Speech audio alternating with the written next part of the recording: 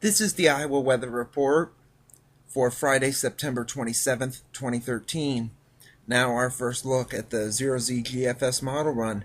At 1 p.m. this afternoon, we have a trough axis well off to our west, with some energy moving into the plain states, especially the Black Hills and into the Dakotas. Another piece of energy over the Four Corners region. A ridge around here is going to keep us fairly warm today, with winds out of the south, fairly gusty at some point. Some isolated showers and storms are possible in the northwestern counties late in the day and into tonight. Could affect some high school football games.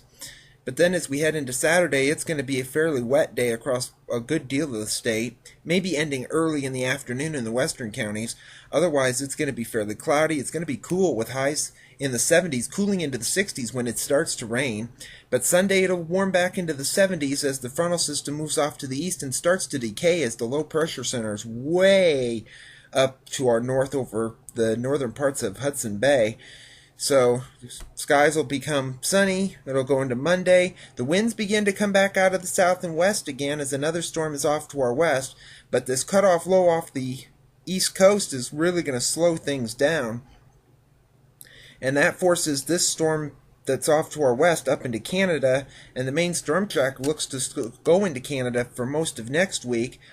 Although the Gulf begins to open up, you can see a few showers to our south. That may creep into the state here on Wednesday, but you can see pretty much nothing to our west or to our east. But a storm will start to develop off to our west, and you'll start to see that here on Thursday. You can see it blossoms right here, so we're a little bit confused about that. But in any case, some showers and maybe an isolated storm are possible Thursday, very slim chance at that.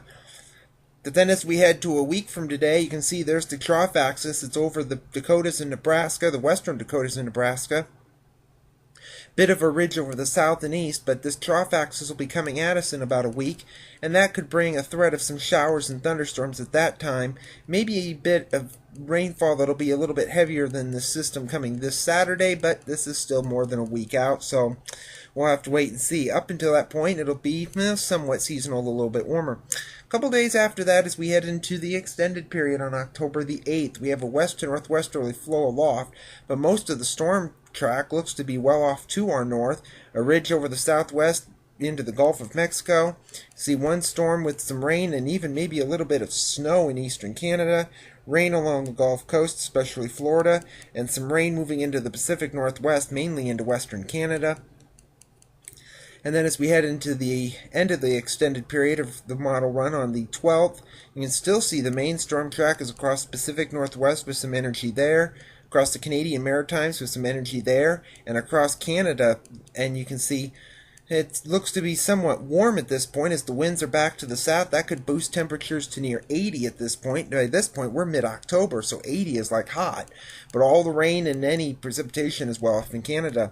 But the satellite image from last evening, it looks quiet too. Some clouds off to our west, a few clouds off the east coast, some clouds up in Canada and off the northwest coast, so it's dead quiet across the country. Watch warning map from last evening. We had some frost and freeze advisories in Nevada and the Intermountain West, along with some winter weather issues there as well, with quite a few inches of snow there. And elsewhere, it's fairly quiet across the country at this point. QPF chart, precipitation over the next 5 days through Tuesday evening at 7 o'clock, showing any rainfall amounts that occur on Friday night into Saturday will be between about a quarter to a half an inch, and some areas may get a little bit more than that.